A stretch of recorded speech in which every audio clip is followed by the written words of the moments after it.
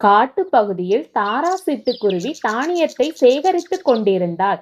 அங்கு அவளுக்கு பசியுடன் இருந்த சில சிவப்பு எறும்புகள் வந்தது. தாரா அவள் உண்பதற்கு பதிலாக தனது தானியத்தை அந்த எறும்புகளுக்கு கொடுத்தாள். அருகிலிருந்த மரத்தில் அமர்ந்திருந்த கோரா காகம் இதை பார்த்து கொண்டிருந்தது. கௌரி, இந்த தாராவை பார். இவளை காட்டில் உள்ளவர்கள் கருணையின் தேவி என்று சொல்கிறார்கள். இவள் பசியுடன் இருந்தாலும் எறும்புகளுக்கு உணவளிக்கிறாள். கோரா, எனக்கு இவளின் இந்த குணமே விஷம் போல தோன்றுகிறது. எல்லாரும் இவளை புகழ்கிறார்கள், நம்மை விரட்டுகிறார்கள். எனக்கு இவள் மீது விருப்புதான். இவளது இந்த கருணையே இவளது அழிவுக்கு காரணமாக நான் ஆக்குவேன். பார், இவள் தன் நல்ல குணத்தாலேயே அழப்போகிறாள். தாராவும் பாரியும் தங்கள் பழைய கூட்டில் அமர்ந்திருந்தனர். தாரா மிகவும் பயந்திருந்தாள். பாரி, எனக்கு இப்போது மிகவும் பயங்கரமான செய்தி கிடைத்தது. கருநாகம் இந்த பக்கமாக மெதுவாக வந்து கொண்டிருக்கிறது. உங்களுக்கு தெரியும், என் முட்டைகள் எந்த நாளிலும் பொரிந்துவிடலாம். இந்த கிளை கொஞ்சம் கூட பாதுகாப்பாக இல்லை. அது இங்கு வந்துவிட்டால் நம் குழந்தைகளுக்கு என்ன ஆகும்? நீ சொல்வது சரிதான் தாரா. நாம் ஒரு பாதுகாப்பான இடத்தில் வீடு கட்ட வேண்டும். ஆனால் எங்கே? காட்டில் எல்லா இடத்திலும் ஆபத்துதான். அவர்கள் தங்கள் பிரச்சனைக்காக அறிவாளியான ஆந்தையாரிடம் சென்றார்கள். மகளே, காட்டின் விதி என்னவென்றால் பலவீனமானவர்கள் பலமானவர்களுடன் நட்பு கொள்ள வேண்டும். உங்கள் கூட்டை சிவப்பு எறும்புகளின் வீட்டிற்கு மேலே உள்ள மரத்தில் கட்டுங்கள்.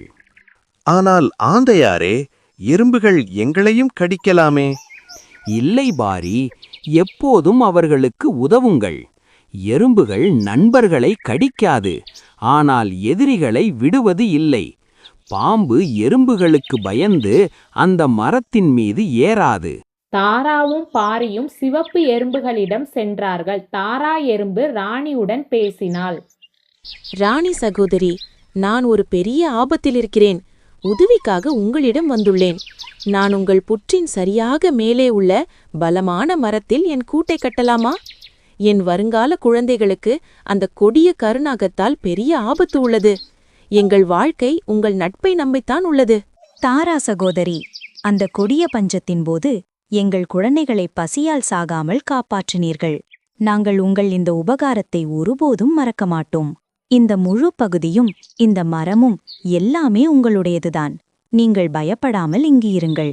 அந்த துஷ்டநாகம் உங்கள் கூட்டை அடைய மரத்தை தொட முயன்றாலும் என் முழு படையும் அதை உயிருடன் விடாது. தாராவும் பாரியும் எறும்புகளின் புற்றின் அருகில் இருக்கும் மரத்தின் மேலே ஒரு பலமான மரத்தில் தங்கள் புதிய கூட்டை கட்டினார்கள். தாரா அங்கே முட்டையிட்டாள். எறும்புகளின் நீண்ட வரிசை இரவும் பகலும் மரத்தின் தண்டில் காவல் காக்க ஆரம்பித்தது. இந்த சிவப்பு படை ஒரு இரும்புச் சுவரை விட குறைந்தது இல்லை.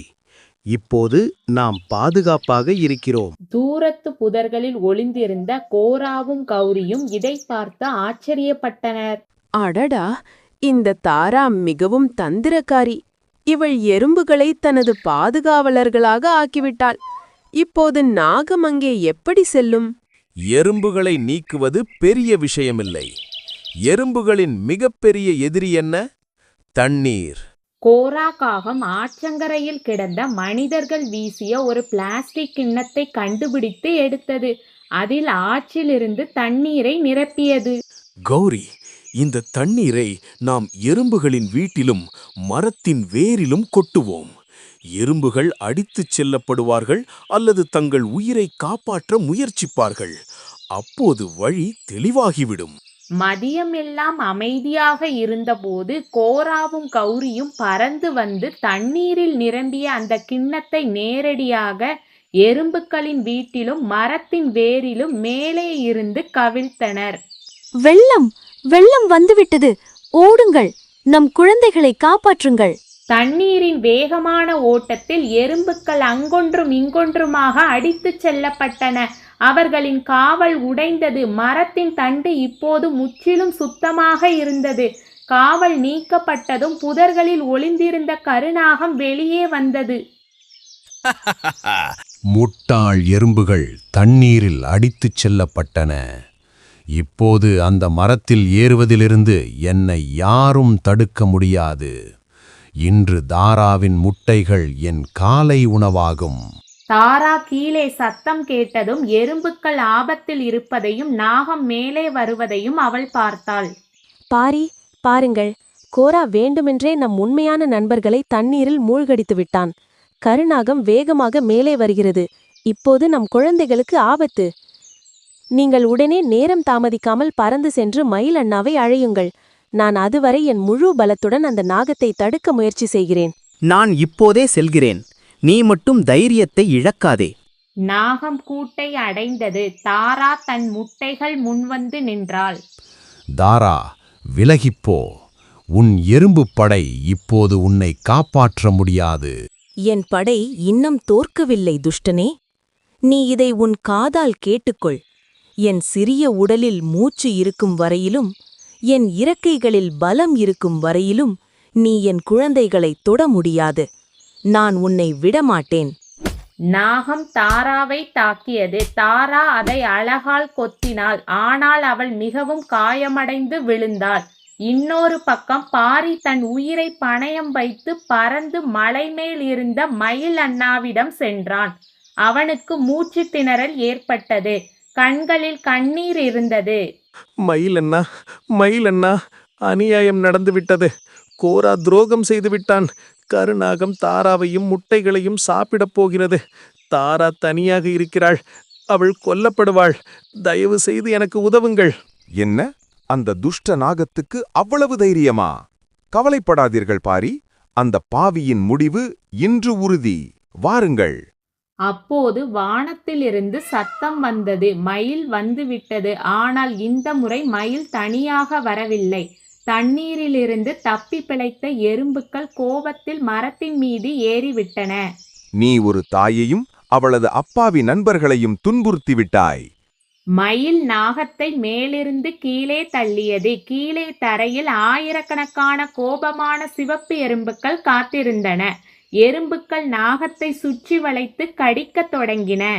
ஓடு கௌரி, இந்த எறும்புகள் நாகத்தையும் தின்றுவிடும் போலிருக்கிறது. பார்த்தீர்களா பாரி? இன்று நாம் ஒரு உண்மையை உணர்ந்தோம். உண்மையான நட்பு சுயநலமின்றி செய்யப்படுவது.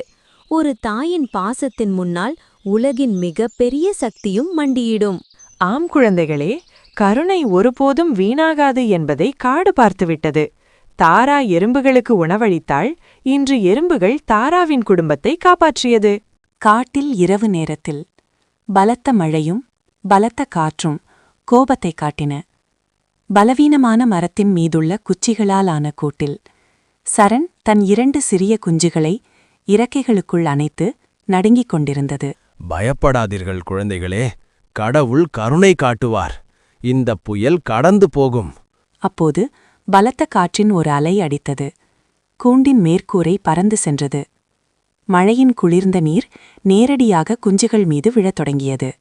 கடவுளே, என் குழந்தைகளை காப்பாற்றுங்கள். நான் இவர்களை எங்கே கொண்டு போவேன்? அருகிலிருந்த ஒரு பலமான மரத்தின் நிழலில் ஒரு வேட்டைக்காரக் கழுகு இதை பார்த்து கொண்டிருந்தது. அதன் கண்கள் பிரகாசித்தன. அடடே, இன்று அதிர்ஷ்டம் என் மீது கருணை காட்டுகிறது. புயலே என் இரையை என் முன் கொண்டு வந்து விட்டது. சரண் புரிந்து கொள்வதற்குள் வேட்டைக்காரக் கழுகு பாய்ந்து தாக்கியது. இல்லை, இல்லை, கருணை காட்டு. என் குழந்தைகளை விட்டுவிடு. கடவுளே, காப்பாத்து. இவர்களை விட்டுவிடு. புயலில் பலவீனமானவர்களின் முடிவு இதுதான். இது என் விருந்து. சரண் பயந்த நிலையில் அழுது கொண்டிருக்க கழுகு அதன் குழந்தைகளுடன் இருளில் மறைந்து போனது. புயல் நின்றது. ஆனால் வாழ்க்கையின் புயல் நிற்கவில்லை. தாரா சிட்டுக்குருவியும் அவளது கணவன் பாரியும் தங்கள் கூடுக்காக குச்சிகளை சேகரித்துக் கொண்டிருந்தனர். அப்போது அவர்கள் ஒரு கொடூரமான காட்சியை கண்டனர். ஒரு காட்டுப்பூனை ஒரு கோழியையும் அதன் சிறிய குஞ்சுகளையும் துரத்தியது. ஓடுங்கள் குழந்தைகளே, ஓடிவிடுங்கள். ஆனால் பூனை ஒரு குஞ்சை பிடித்துக்கொண்டது. பாருங்கள் பாரி, அந்த ஆதரவற்ற குழந்தை. நாம் என்ன செய்ய முடியும் தாரா? இதுதான் காட்டின் விதி. பலமானவர்கள் எப்போதும் பலவீனமானவர்களை ஆதிக்கம் செலுத்துவார்கள். ஒரு பயங்கரமான புயலுக்குப் பிறகு காடு நடுங்கியது. எல்லா இடங்களிலும் அழிவின் அடையாளங்கள் இருந்தன. தாரா சிட்டுக்குருவி தன் குழந்தைகளுக்காக தானியம் தேடிக் கொண்டிருந்தாள். அப்போது அவள் புதர்களில் கிடந்த ஒரு கூட்டை பார்த்தாள். ஐயோ, இந்த குழந்தையை தாயற்ற நிலையில் தனியாக இருக்கின்றது. தாரா கூட்டில் நடுங்கிக் கொண்டிருந்த ஒரு சிறிய ஆதரவற்ற குழந்தையை பார்த்தாள். தாராவின் தாய்மை உணர்வு விழித்தது. அவள் அந்த குஞ்சை தன் கூட்டிற்கு அழைத்துச் சென்றாள். அம்மா, இது யார்? இது நம்மளைப் போல இல்லையே. மகனே, இவன் உன்னுடைய அண்ணன். இன்று முதல் இவன் நம்முடன்தான் இருப்பான். நான் இவனுக்கு ஜெய் என்று பெயரிட்டுள்ளேன். தாரா தன் குழந்தைகளுடன் ஜெய்க்கும் உணவளிக்கத் தொடங்கினாள்.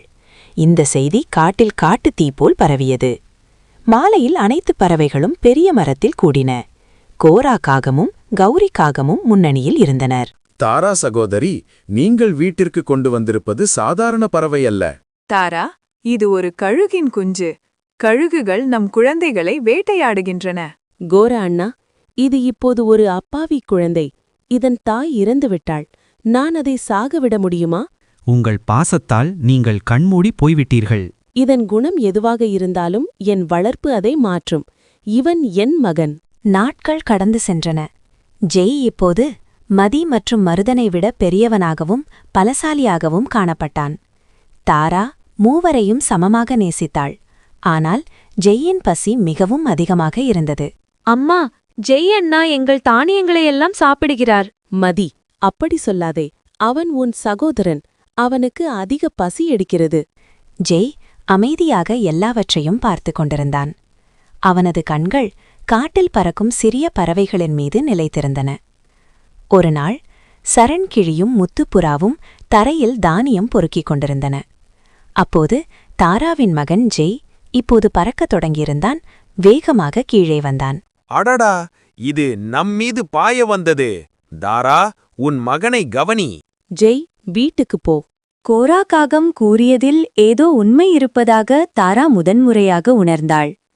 ஜெய் இப்போது பெரியவனாகியிருந்தான். அவனது இறக்கைகள் பலமாகிவிட்டன. நகங்கள் கூர்மையாகிவிட்டன. ஒருநாள் தாரா உணவுடன் திரும்பியபோது கூட்டிலிருந்த காட்சியைக் கண்டு அலறினாள். ஜெய் தனது தம்பி மருதனை தன் கால்களில் பிடித்து அமர்ந்திருந்தான். ஜெய், அவனை விட்டுவிடு. அவன் உன் தம்பி. எனக்கு பசிக்கிறது அம்மா. காட்டில் இது வெறும் உணவுதான். தாரா ஜெய்யின் குணத்தைக் கண்டு மிகவும் வருந்தினாள். காயப்பட்ட மருதனை கூட்டிக் கொண்டு தாரா மருத்துவர் ரகு வீட்டுக்கு சென்றாள். தாரா, என்னாச்சு இந்த நேரத்துல வந்திருக்கிறீர்கள்? மருதனுக்கு என்னாச்சு? ஜெய்யால் தான் மருதனுக்கு காயம் ஏற்பட்டுள்ளது. என்ன, உன் மகன் சண்டையிட்டானா? அவன் மருதனை பார்த்து, இது என் உணவு என்று சொன்னான். தாரா, தைரியமாக இருங்கள். நாங்கள் உங்களுக்கு உதவி செய்கிறோம். மனம் கலங்காதீர்கள். நான் என்ன செய்வேன்? நான் அவனை என் சொந்த மகனாக வளர்த்தேன். என் அன்பு அவனை மாற்றிவிடும் என்று நினைத்தேன். ஆனால் நான் தவறு செய்துவிட்டேன். இப்போது அழுவதால் எந்த பயனும் இல்லை தாரா. அவன் ஒரு வேட்டைக்காரன். அவனது குணம் விழித்துக் கொண்டது. தாரா பறவை மருதனுக்கு கட்டு போட்டுவிட்டு வீட்டிற்கு திரும்பினாள். அப்போது வானத்தில் ஒரு பயங்கரமான வேட்டைக்கழுகு வட்டமிட்டுக் கொண்டிருந்தது. அதன் பார்வை தாராவின் கூட்டின் மீது இருந்தது. இன்று விருந்துதான். ஒரு சிட்டுக்குருவியும் அதன் 3 குஞ்சுகளும். வேட்டைக்கழுகு தாராவின் கூட்டின் மீது தாக்குதல் நடத்தியது. தாரா மதியையும் மருதனையும் ஒரு மண்பானைக்குள் மறைத்து வைத்துவிட்டு வேட்டைக்கழுகிடம் போராடினாள். ஜெய் மகனே, உதவி செய். ஜெய் முதல் முறையாக அவனைப் போன்று ஒரு கழுகை பார்க்கிறான். அடே, நீ நம் இனத்தைச் சேர்ந்தவன்தானே? இந்தச் சிறிய பறவைகளுடன் என்ன செய்து கொண்டிருக்கிறாய்? என்னுடன் வா. ஜெய் தாராவின் காயத்தை பார்த்துவிட்டு கோவத்தில் வேட்டைக்கார கழுகிடம் சண்டை போடுகிறான். 2 கழுகுகளும் பயங்கரமாக சண்டையிடுகின்றன. என் அம்மாவுக்கும் என் சகோதர சகோதரிகளுக்கும் காயம் ஏற்படுத்த உனக்கு எவ்வளவு தைரியம் இருக்கும்? ஜெய் தன் தாய்க்காக போராடினான். இறுதியில் காயமடைந்த வேட்டைக்கழுகு அங்கிருந்து தப்பி ஓட வேண்டியிருந்தது.